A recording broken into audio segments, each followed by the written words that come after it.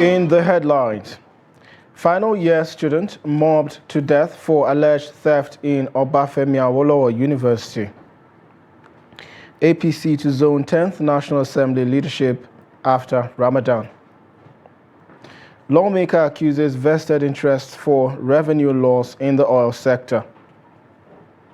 And on the international scene, Trump vows to continue with presidential ambition despite criminal charges. Hello and welcome to News Update on Trust TV. I am Sagir Ibrahim.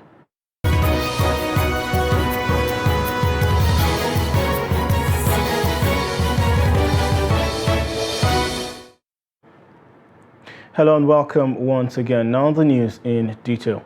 Okolia Hinze, a 500-level student of the Obafemi Awolowo University OAU Ile-Ife, has been beaten to death over alleged theft. It was gathered that the deceased was beaten to death inside the Awo Hall. The student was said to have been rushed to the Obafemi Awolowo University Teaching Hospital, Ile-Ife, after complications, but doctors on duty confirmed him dead when he was brought to the accident and emergency unit of the hospital. The student was alleged to have stolen a mobile phone at the Awo Hall. The management of the school has condemned in strong terms the incident that led to the death of the Part 5 student of the institution. In a release by the Public Relations Officer of the university, Abiodun Olariwaju, he stated that a preliminary investigation revealed that the student died of a mob action on the allegation that he stole a phone. Saddened by the development, which he described as unfortunate, the Vice-Chancellor, Professor Adebayo Bamire, set up a committee to unravel the circumstances that led to the incident. Also, the management of Ekiti State University, EKSU, has stopped academic activities in the institution for 2 weeks. This followed an early morning protest by students of the institution over a 5,000 naira late registration levy imposed on them by the institution. The angry students shut the school gate, preventing both lecturers and students from gaining entry into the premises to express dissatisfaction with the levy. They also barricaded all roads leading to the university. The students frowned upon the imposition of the late registration fees in face of hike in their school fees, even as they have just a few weeks to start their examination.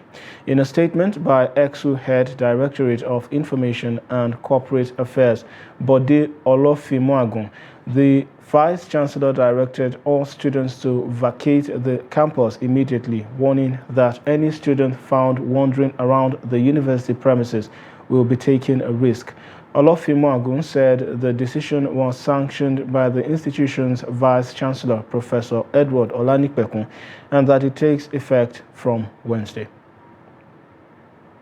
Also, Senate spokesperson Ajibola Bashiru says the leadership of All Progressives Congress, APC, will take a decision on zoning the leadership of the 10th National Assembly at the end of the Ramadan fast. According to him, some of the parameters to be considered for the emergence of the next Senate President and the next Speaker of the House of Representatives include ranking, competence, capacity, religion, zonal contribution to the victory of Bola Tinubu in the February 25th presidential poll, amongst others. The APC won majority of the legislative seats during the elections with over 55 Senate seats out of 109 and over 160 out of 360 House of Representatives seats. Many APC chieftains and legislative members-elect have expressed interest in the highly coveted positions in the red and green chambers. And away from that, the Benue State government has suspended the operations of the Livestock Guard, the state paramilitary agency tasked with the responsibility of enforcing the Open Grazing Prohibition and Ranches Establishment Law of 2017 for a period of 2 weeks to allow all herdsmen with livestock within Benue territory to exit. Governor Samuel Ortom, who disclosed this at the end of the State Security Council meeting in the wake of the killing of over 130 persons within 1 week, within 1 week. He says the move is to show good faith to all those who claimed to have come into the state without knowing there is a law prohibiting open grazing.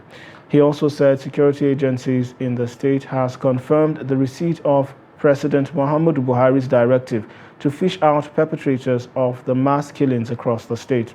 A duty, he said, the security agencies should act fast on to bring victims of the attack some form of justice.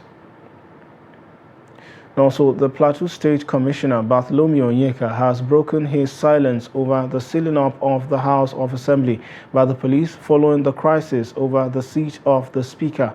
The leadership crisis erupted last week Monday when the impeached Speaker, Honorable Abok Nuhu, was reinstated by a state high court and presided over a plenary. However, new Speaker of the House, Yakubu Sanda, and his loyalists rejected the development, setting off a crisis which forced the police to seal up the House. Ado Musa completes the report. This is the first time the police is officially speaking after the House was sealed up by the personnel of the command. Days after the judgment by Justice N. Musa that reinstated the impeached Speaker, both Abok and Sanda have separately continued to lay claim to the leadership of the House. Abok is basing his claim on the court, which he claims was definitive. On the other hand, Sanda claims he has appealed the case at the Court of Appeal judge, and until the upper court gives a ruling, he remains the Speaker of the House.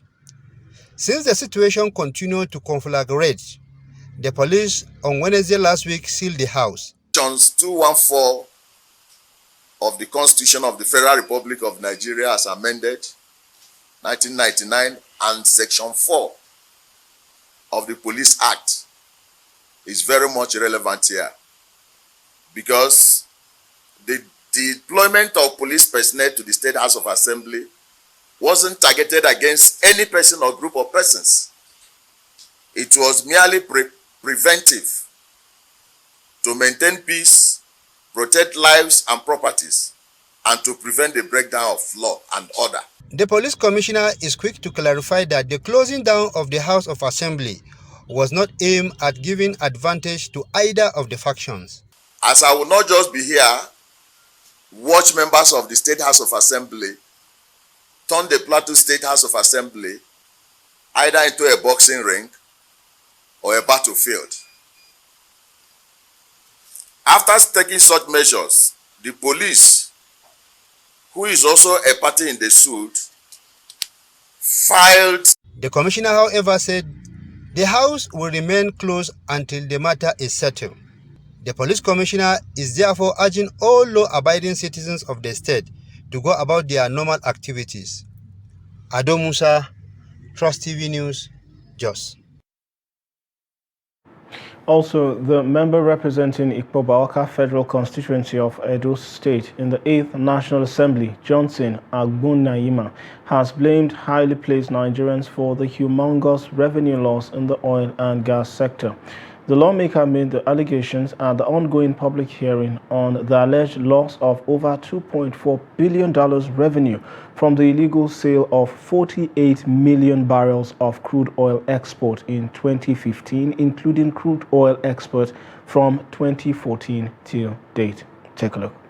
The oil and gas sector, particularly crude oil, is still the mainstay of Nigeria's economy, accounting for 95% of the country's foreign exchange earnings and 80% of annual budgeted revenue. An ad hoc committee was set up in December of 2022 after a motion brought before the House by Ibrahim Isiaka on the need to investigate the serious loss recorded by the country in crude oil sales amounting to billions of dollars. Speaker Femi Gbajabiamila, here represented in his welcome address, stated that Sections 88 and 89, including the House rules, gave the House power to set up an ad hoc committee to investigate the alleged crude oil theft.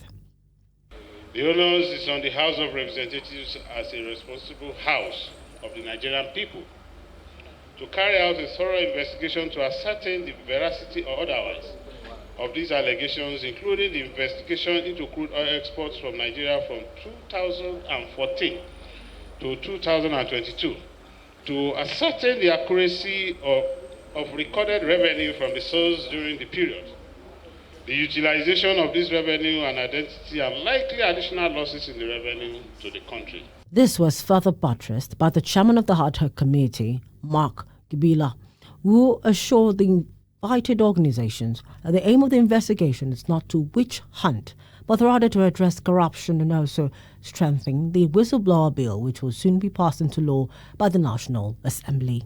So I want to assure you that while we will not allow Nigeria's commonwealth to be stolen and frittered away, we will also have to uphold the very tenets of human rights and the rule of law to say that everybody deserves a right to a fair hearing. The NNPC, CBN, AGF, Upstream Regulatory Commission, Ministry of Finance, Accountant General Office, and others all ignored the first day of the hearing as the committee adjourned to next week. Meanwhile, a group known as George Obo Whistleblowers Network has kicked against the ad hoc committee investigating the alleged loss of $2.4 billion in revenue from the illegal sale of 48 million barrels of crude oil export in 2015, including all crude oil exports and sales by Nigeria from 2014 till date. The group, during a peaceful protest held on Tuesday at the National Assembly, wants the ad hoc committee to stop the investigation, saying it cannot be a judge in its own case. They said the whistleblowers who gave information on the illegal sales of the 48 million barrels of crude oil were neither asked to write a petition nor called as witnesses to appear at the ad hoc committee hearing. The people that are supposed to be at that sitting, they are not carried along. That is the major issue now. The whistleblowers are not carried along, and they just want to be a judge in their own case. The Whistleblowers Network is of the opinion that since it has already filed a suit in court to look into the matter, the ad hoc committee cannot hear the matter anymore. The Commissioner of Police, Idowu Owonhunwa, on Tuesday visited Isheri-Oke area of Lagos State over an early morning crisis that broke out in the area. The visit was to get first-hand information on the crisis with a view to nipping it in the bud. Victoria Tokolo brings us more on the details. In the early hours of Tuesday at Magodo Isheri-Oke area of Lagos State, there was a clash between two traditional rulers in the area over a court judgment. Some hoodlums had stormed the area with broken bottles to prevent the court bailiffs from pasting an appeal court judgment given on March 16, 2023, confirming the landlords in the community as the owners of the land. The commissioner during the visit met with two traditional rulers, Jamiu Ogunsi, Olofin of Isheri, and High Chief Said Olayenka, Oshorun of Isheri, advising them to maintain peace with each other in the area. This morning, it was around 5 o'clock, I got a call from the CDA that something is happening at Isheri, that I see a lot of boys, it's more than 100 at Isheri now, that they want to start placing a paper or something, that's collecting a judgment. I say, what judgment is that? Okay, I'm coming. Kerasan. To be sincere, when I was coming, I saw them there plenty. I was torn, go back and turn before I can get to Palace here. Kerasan. After that, and I called several people that what is going on here. They said that some people collect a judgment. I say, how person collect a judgment without our consent in this community? Kerasan, that they want to place, they want to take over somebody's property. I say, no, that one can't be possible. If you want to enforce a judgment like that, Kerasan, there must be a proper document before you can enforce a judgment. Kerasan, and we make a necessary step on it in order to find out what is going on. This matter is already in the Supreme Court. Why can't let them wait for the Supreme Court to decide before you can force any judgment? That is what caused all this problem this morning. We Oshorun family, we hold this Isheri, and we are law-abiding citizens, so we don't want any trouble here. The police commissioner addressed the press at the Isheri Police Division and also aired his views on the outcome that occurred in Isheri this morning. And of course, my message to them, both parties, is very, very clear. The judicial process is there for everybody to vent, to advance their interests, raise their concerns, and seek judicial interpretation and judgments. The police as an institution is not involved in that. We only enforce the law. He assured that all those involved in the disturbance of peace in the area will be brought to book and urged traditional rulers to ensure they settle the matter in court, since the case is already in court, instead of resorting to fighting and disturbing the peace of the community. Fire has destroyed property worth millions of naira at the headquarters of the Katsina State Education Trust Fund. The fire, which gutted the computer hall, registry and the office of the executive secretary, started around 8 p.m. The blaze was eventually put out after 3 hours by a joint team of Good Samaritans and officials of the State Fire Service. Abdullahi Yamadi was there and reports. A visit to the scene of the fire incident reveals that staff and other officials of the Education Trust Fund are still counting losses. But we can see the main server of electricity into the secretariat starts from here. So the incident starts from here. That's our assumption and the assumption of the general public. The cause of the inferno may be electricity faults occasioned by frequent power outages. There is no even relationship between the power outbreak and our own supply, because each customer, whether individual, industrial, or commercial, they're supposed to have their own safety relays. They're supposed to have their own safety relays. So even at the small houses, there is something we call this circuit breaker or cut out. I know normally our customers know cut out. So if there is any high voltage or any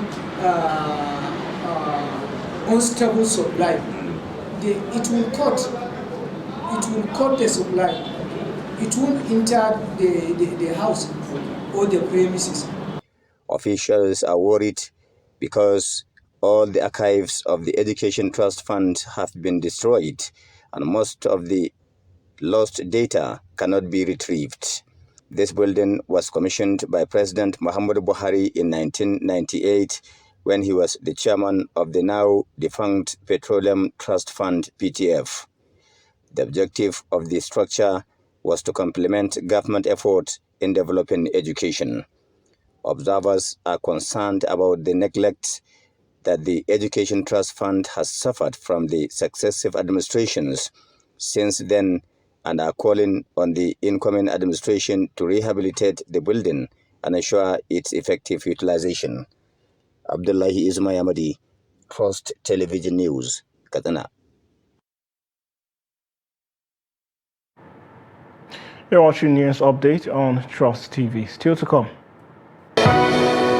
Ways domestic violence can be minimized. This and more after the break. Stay with us.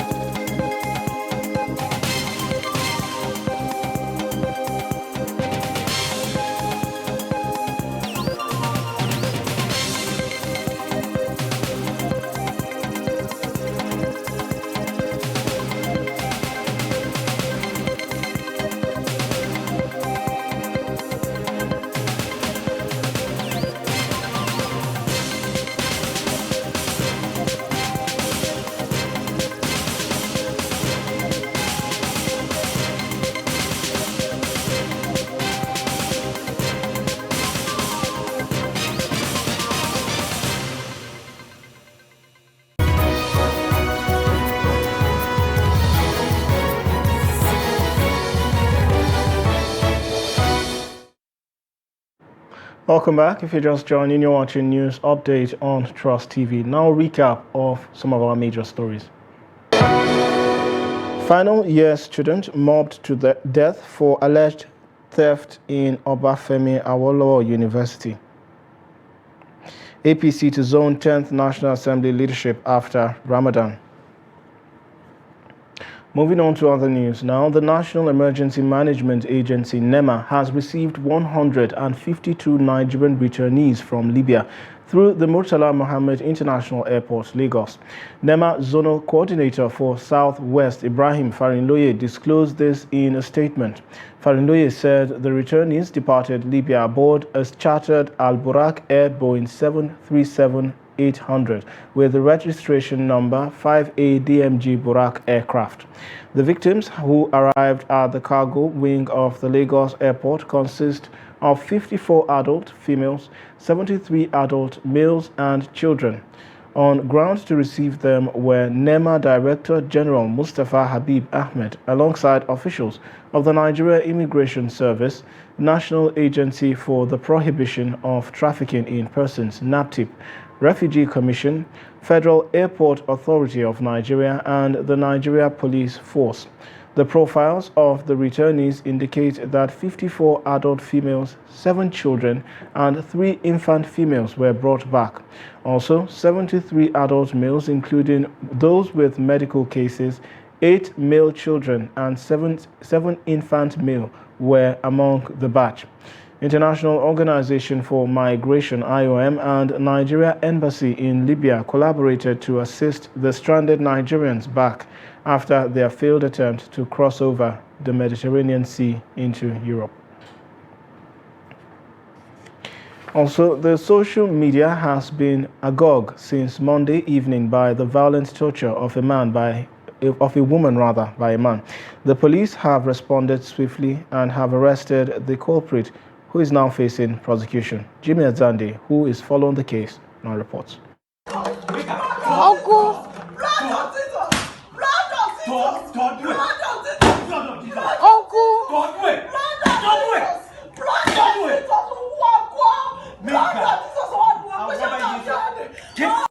According to police sources, the culprit is in custody and will be charged to court immediately. Aside from his arrest and detention, some Accordians have been speculating on what could have triggered such violence. It's accumulation of anger. The anger is accumulated there, and then if you don't bring it out, it forces itself to come out, and your action is violence. And sometimes people are born with anger, so they are bound to behave angrily when any little opportunity is given them. In a rise in this domestic violence, sexual harassment, this has actually been on the rise, and problems. What will somebody say are the reasons? People move around and they are not well psychologically. Experts attribute gender-based violence to poor parental upbringing. On the flip side is a patriarchal culture in Africa which continues to influence the way men treat women, even in the modern world. It's only a man that has this thing about him be the Lord and the King that will raise his hand like that and beat a woman. A man that sees a woman as equal would not strike her down. Societal issue that has given men some kind of authority, that they feel they are the alpha gender and they can treat the female gender with the way they feel, and there have not been enough repercussions to caution them. The experts feel the rise in human rights violations can be minimized if certain modalities are put in place. But there is a lot of appreciation for the bold steps in recent times by civil society organizations and the security agencies. Yeah, you need to involve a psychologist who will be giving you psychotherapy. Psychotherapy is a talking cure, or will be counseling you. That is a discussion between a psychotherapist and a client. At the end of the day, the client is going to benefit from it. Thank some organizations that have actually taken this as their own responsibility. And I want to tell you that at the level of the Center for Gender Studies, This is a research-based institution, a research-based center on gender and development, and these are issues that are of concern for us. Despite increased awareness of what constitutes breach of civil liberties, a lot of responsibility still rests on residents to report incidences of human rights violations to the referral agencies like the police for appropriate action. Now to foreign news. Former U.S. President Donald Trump, having been criminally charged in New York, pledged Tuesday to never drop out of the 2024 race for the White House and insisted Joe Biden is not fit to run again. The Republican real estate magnate, facing 34 felony counts in New York over alleged hush money paid to an adult film actress, said that nothing would prevent him from running, even a conviction. Throughout his own presidency, Fox offered an uncritical forum for Trump to air his grievances, with the then commander-in-chief sometimes calling in unannounced to shows and talking at length to presenters. The relationship cooled off after Trump's defeat to Biden at the ballot box in 2020, but has steadily grown again as the Republican nominating contest heats up. The interview, part 2 of which is expected to be broadcast on Wednesday, comes weeks after text emerged showing Carlson speaking disparagingly about Trump after his election loss. The messages were uncovered as part of a $1.6 billion lawsuit brought by Dominion Voting Systems against the Rupert Murdoch-run Fox News over its coverage of Trump and his allies' unfounded claims of widespread fraud in 2020.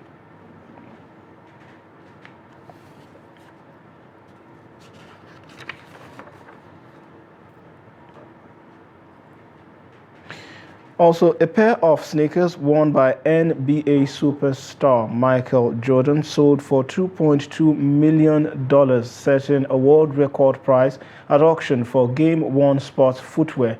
The basketball great wore the Red Air Jordan 13S during Game 2 of the 1998 NBA Finals on the way to his 6th and last NBA championship title. The online sale cements Jordan's position as the most valuable athlete at auctions for sportswear memorabilia. It broke his own record of $1.5 million for sneakers set in September 2021.